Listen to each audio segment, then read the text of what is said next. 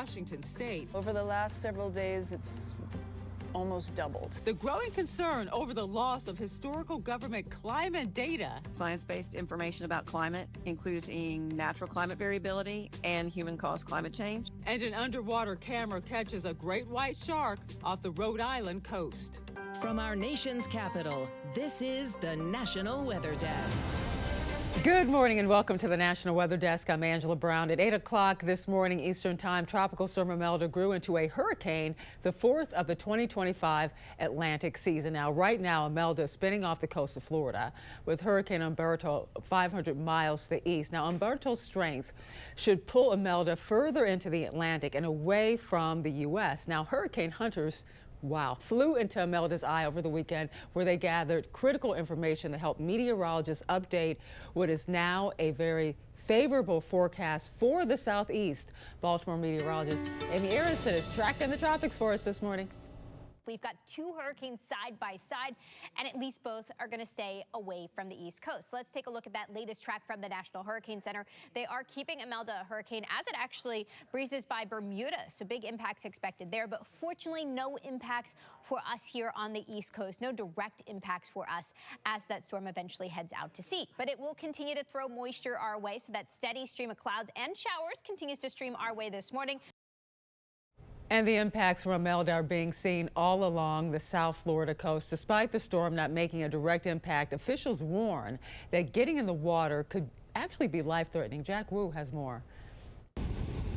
Tropical weather is making for unfavorable beach conditions on the Treasure Coast. Red flags flew high at Martin County beaches due to high surf and high rip current risk. Normally calm shores saw 4 to 8 foot waves. The Martin County Ocean Rescue Chief says now is not the time to be shy with the lifeguards.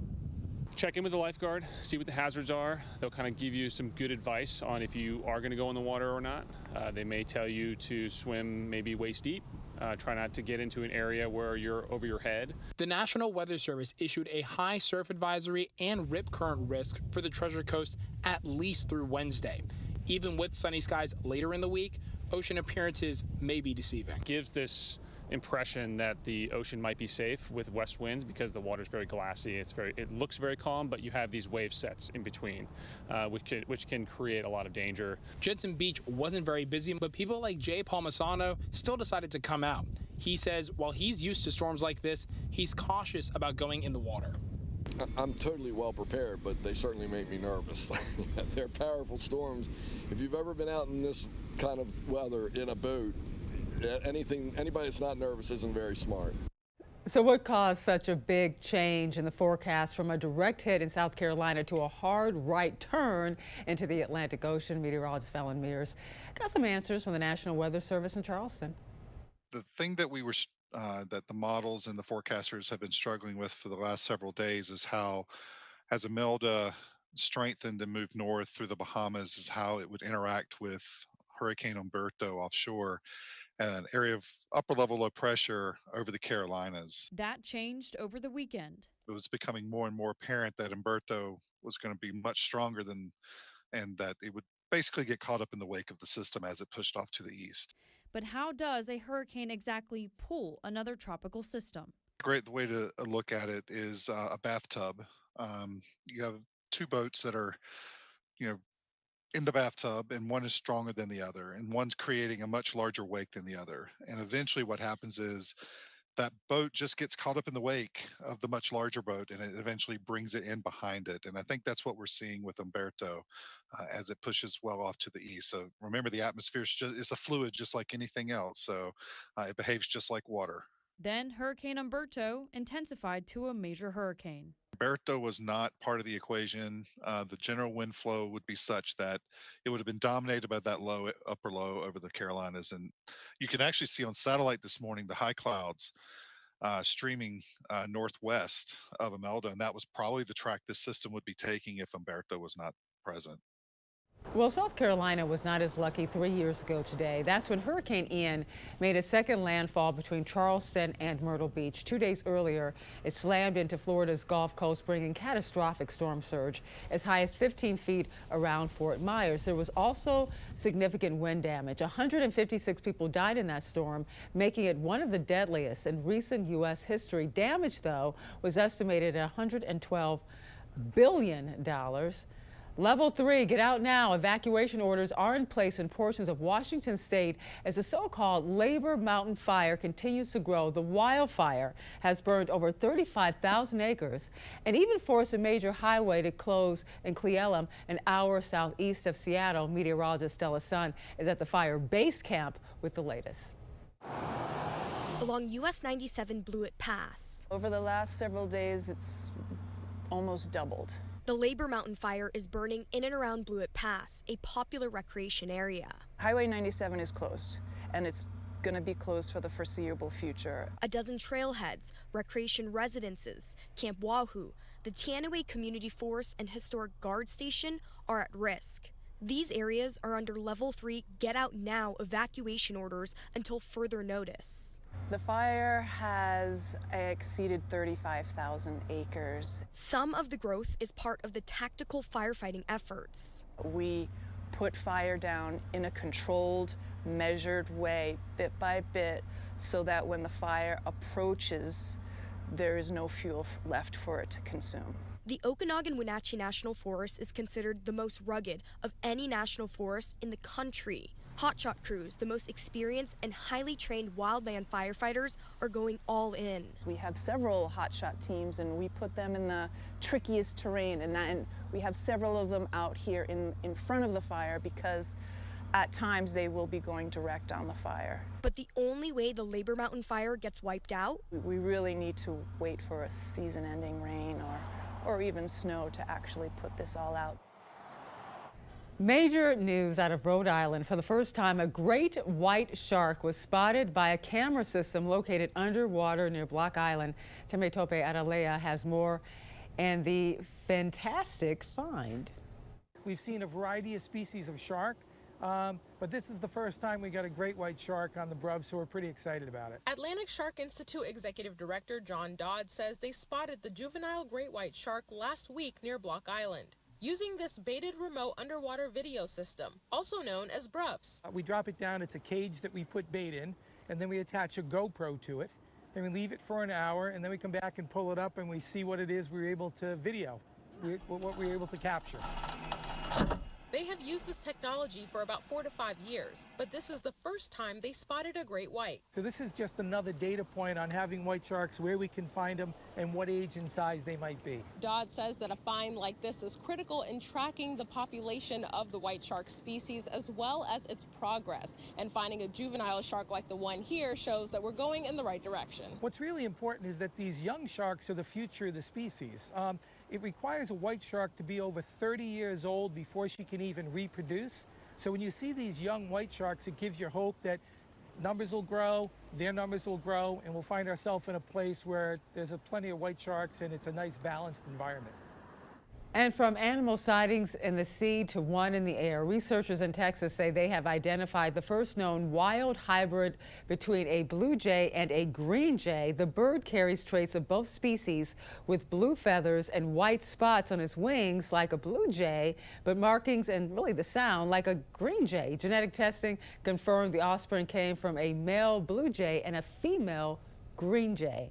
Well, the Aurora Borealis put on a show Monday morning in many northern states. This picture right here was taken just before sunrise at 5:30 yesterday morning from the top of Mount Washington and New Hampshire. Viewers in northern New York, Michigan, and Wisconsin also submitted photos of the northern lights in their communities. It's not uncommon to see the northern lights shortly after the fall equinox because Earth's magnetic field comes into alignment with the sun's magnetic field. And coming up on the National Weather Desk, we'll look at how drought is impacting apple crops in Maine.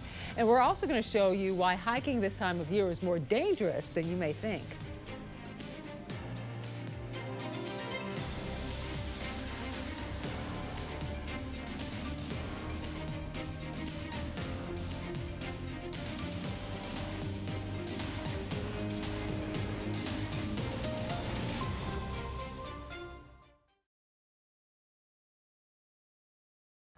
I'm meteorologist Charlie Lopresti. A look at the Northeast. We're still tracking a lot of sunshine, comfortable temperatures, and low humidity here in the Northeast. Again, we'll have highs in the 70s. A few spots may touch 80 degrees. Again, this afternoon, we have high pressure in control of our weather. This is 3 o'clock in the afternoon. Expect a lot of sun in the Northeast. Now, Wednesday and Thursday, it will get a little bit cooler. It's actually going to feel like October, with high temps struggling to get out of the low to mid 60s. Our next warm-up begins on Friday. I'm Chief Meteorologist Gerard Javeli. Here's a look at the Mid-Atlantic region. Looks like showers will linger just a bit into your Tuesday, but likely going to see that emptying out and clouds moving away late Tuesday night. By Wednesday, we're waking up sunny, and that will be a lot cooler too as lower humidity is going to work its way in. So your high temperatures Tuesday afternoon still likely low 80s, even some 70s, but the cooler air is going to shoot in, and we will be seeing temperatures drop a good 10 degrees, 70s or even 60s for highs. Hi, I'm meteorologist Jennifer Collins with a look at your southeast forecast. Waking up on Tuesday morning in the 60s across parts of northern Georgia, Alabama, and Mississippi, and into the 70s across the state of Florida. A warm one into the afternoon. Temperatures running in the upper 80s across South Florida and along the northern Gulf Coast, sitting in the 70s for the Carolinas. Imelda is moving away from the eastern coast of the United States. However, we'll still deal with a few coastal showers across the east coast of Florida and the Carolinas, with additional cloud cover building in as high pressure settles in for the middle of the week.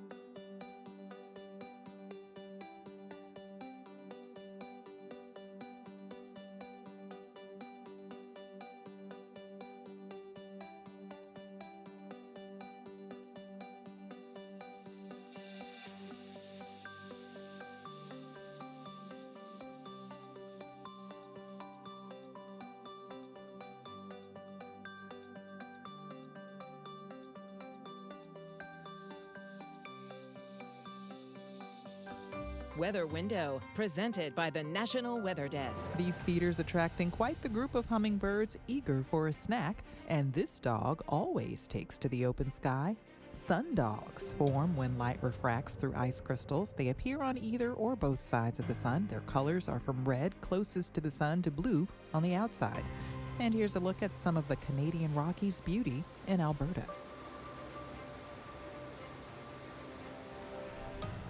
It's the time of year for apple and pumpkin picking, but in Maine, drought is having an impact on this year's crop. Max Williams spoke to a local farmer to learn more about this. Fall is in full swing at Ricker Hill Orchards, but owners say this year has been a bit different so far. Has been a little rough this year. Don't remember it really being this dry. Owner Jeff Timberlake and Jenny Mayu say their decades-long family farm have seen the impacts of Maine's drought. So we can survive a lot of drought when a lot of other crops can't, and it just got extreme. When you walk through the aisles of an apple orchard, the owners here tell me the only real difference you're going to see this year is the size of the apples. For comparison, this is a normal-sized apple compared to what most apples look like this year. After about the 1st of August, an apple grows by sucking in water in the swells and the cells swelling. While visitors haven't stopped picking apples, they say they've noticed the difference. They just don't taste as good. We just had to drive down further than we normally pick right close to here. Mayu handles most of the retail for the farm. She's noticed a trend in people's apple bags. People come in, they might normally would pick 20 pounds this year, they're picking 15 pounds. Timberlake says a majority of their apple fields are for wholesale, but they have had to convert some for pick your own. That's a big loss because that's what carries us through after the fall. Even though the apples have now stopped growing, the drought could have lasting impacts beyond the fall. This bud is next year's apple, okay? And what you didn't want to have happen was this drought to continue all through the fall, because the tree would say, I'm so stressed that I can't produce apples even next summer. The family says they just hope for better crops next year. Pray like the Dickens that we don't have another wet spring.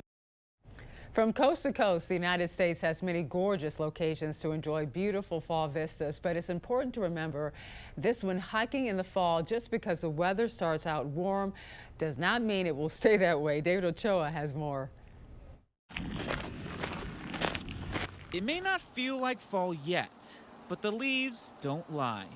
And whether it's the color change, trails, or backcountry calling your name, there are a lot of reasons to head into Utah's beauty this time of year. The nature here is pretty beautiful. Can't complain at all. You can't ask for better weather right now, but as avid hikers like Charlie Zwarchowski and Alicia Mache know, things can change quickly. It was just had a little bit of rain in the forecast. We're like, it's going to be fine, but then turned into hail, and it was brutal.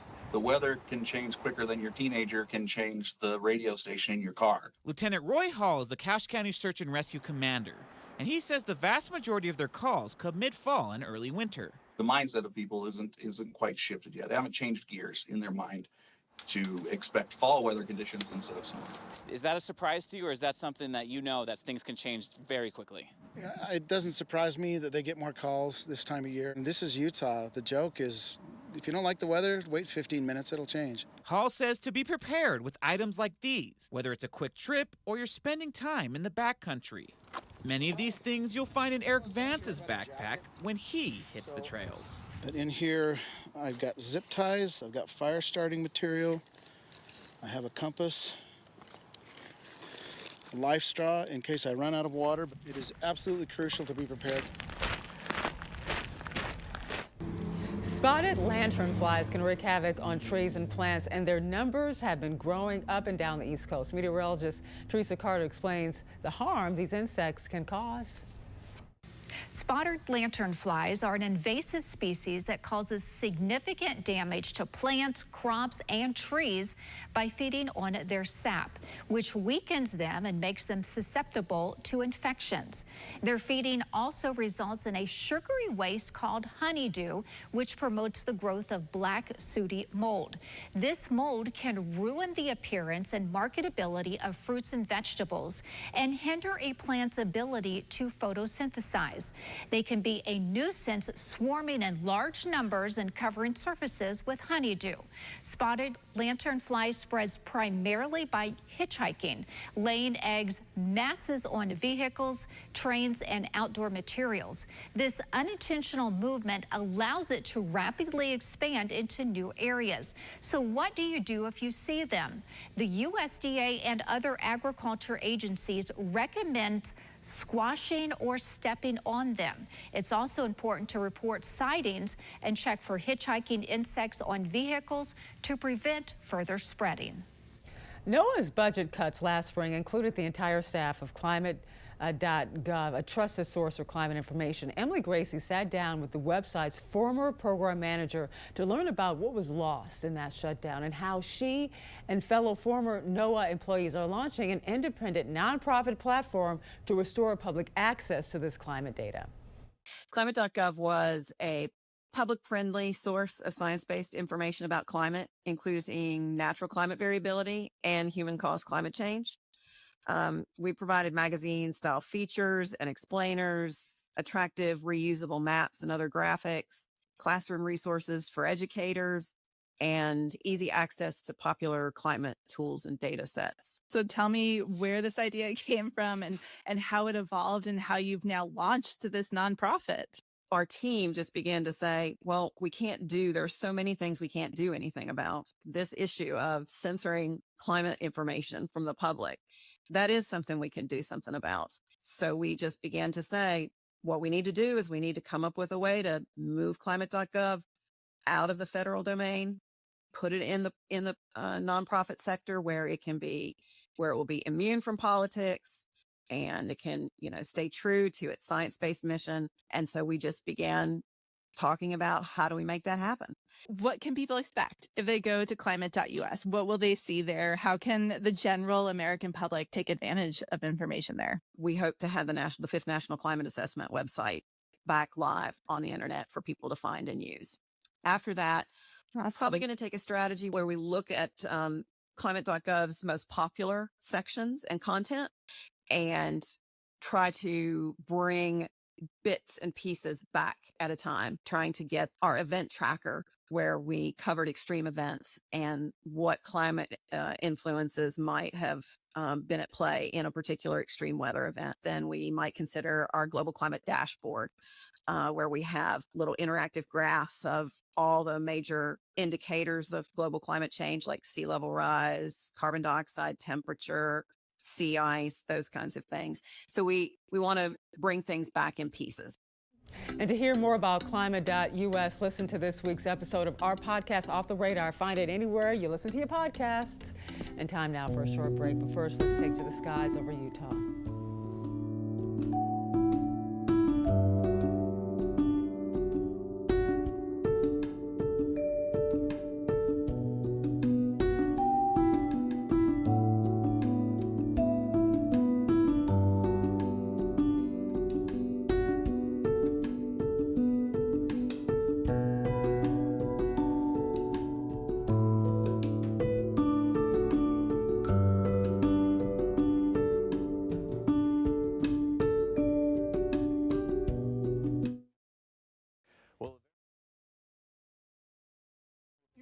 Clouds across the plains today. Still a lot of sun across the Great Lakes and the Ohio Valley with high temperatures in the 80s for most of the Midwest. Got a few 70s on the map there closer to the Great Lakes for the day tomorrow, but still staying pretty warm for most of us, and any rain looks to be extremely spotty. Still a lot of sunshine building across the plains on Thursday with temps remaining in the 70s and 80s. Well, a good Tuesday morning to you. I'm meteorologist Chris Suchan. Look at our forecast today across the region, starting off with some mid to high level clouds across a good chunk of the region, but not much rain from those clouds as we work our way through the day. It's a very weak upper air disturbance. It'll keep the temperatures down a bit with the 80s for highs, of course, with more sunshine getting into the 90s. And then Wednesday, very nice start to the day with mainly clear skies, a lot of sunshine for the afternoon. Highs just running a little bit above average. Well, hi there and a good Tuesday morning to everybody. I'm meteorologist Shannon O'Donnell. Out west, it is storm season all of a sudden in the PNW. That will help to quell the fire danger. It's also going to make for potentially some power outages around the Washington coast later today.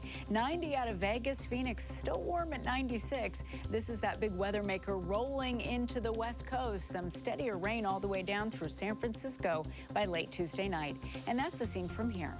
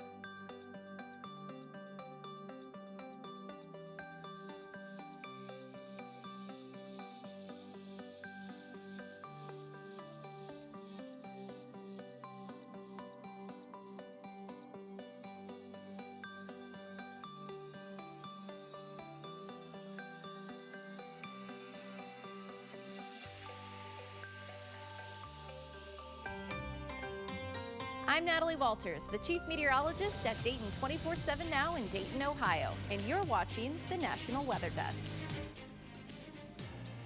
Well, no doubt you've heard of warm fronts and cold fronts, but have you heard of occluded fronts? Meteorologist Joy Bedenhausen explains what they are. So with an occluded front, you have your surface low pressure system, you have your warm front, and you have your cold front. And what's happening is the cold front is catching up to the warm front and thus creating that purple front or the occluded front. So when you get a cold occlusion, this is that very cold air that's moving in behind the cold front. So it's some of the coldest air that's been pushed into the area.